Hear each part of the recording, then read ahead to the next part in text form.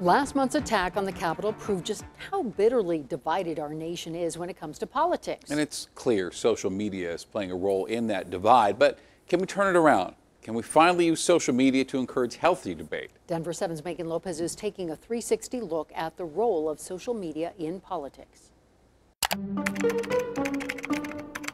Ask anyone what social media means to them. From when I wake up to when I go to bed, I'll be checking social media. The answers vary.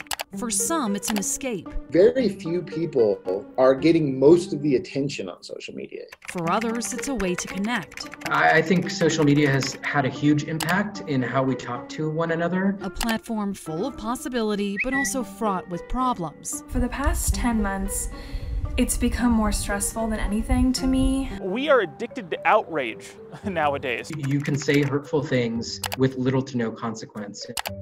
There's a lot of manipulation of social media, and it comes from a lot of different places. I think that the blinders for a lot of people came off in the tech industry after the events of January 6th. Everybody stay down! So where does social media go from here? There have been reports of gunshots, windows broken, and the National Guard has been deployed. In this Denver 7 360, a computer science professor, politicians, a communications professor, and the ACLU weigh in on the role social media plays in politics. Before we talk about the riots, let's rewind. For years, social media's footprint in politics has been growing. Everybody who's very serious about national office either is or better learn how to do social media in effective ways. But it wasn't until 2016 that a candidate tapped into its true potential. I'm not sure anybody's done it to the extent that Trump did it, though. Michael Humphrey analyzed every tweet first candidate, then President Trump sent. The way he was using narratives throughout the Twitter feed to build alliances and also to attack opponents. I'm Lauren Boebert. Other politicians and even average Joes are now mirroring that language. Pseudo-news sites also started to rise, propelling partisanship. I think in some ways this probably is the most we've ever been engaged in politics. But all that talk has occasionally led to trouble. It started with a filter for posts, people, even facts. You can filter your sources of information. So if you never want to be presented with a viewpoint that is different from your own, you never have to. It has helped fuel the misinformation and the lies. In a lot of ways, we almost live in a post-truth world. Is it that you like to surround yourself by people who think like you? Or is it that the social networks like to feed you content that gets you to click and think in certain kinds of ways? Then politicians started blocking people.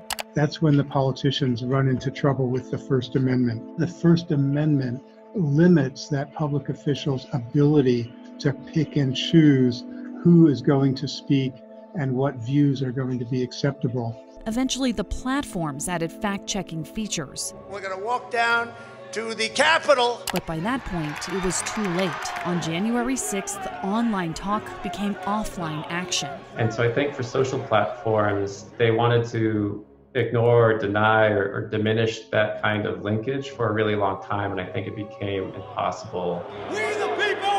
After the events of January 6th. A spotlight shined on the role social media played in the siege. There's this direct line back to those kinds of conversations, that kinds of organizing was taking place on their platforms. We had an election that was stolen from us. In the days after, a reckoning. President Trump was kicked off of mainstream sites like Twitter while still in office, causing some to cry foul. Others wonder what this means for the future. The power of a private company to suppress or marginalize unpopular speech is a power with which we ought to be concerned, even if right now it doesn't actually violate the First Amendment. And I think all those questions just show how complicated this is going to be when you have private industry making major decisions about the way news is and the way information is going to flow in a democracy. There's no question that social media is playing an increasing role in politics. But whether that role should continue, who should police it, and where the line should be drawn are issues lawmakers in the tech industry will have to come to terms with. These platforms like Twitter and Facebook and Instagram, they are so powerful now that they really are part of the establishment. For everyone else, the question is, are you using social media Or is it using you? Megan Lopez, Denver 7. And now we want to hear from you. What role does social media play in your politics? Email us at 360@thedenverchannel.com.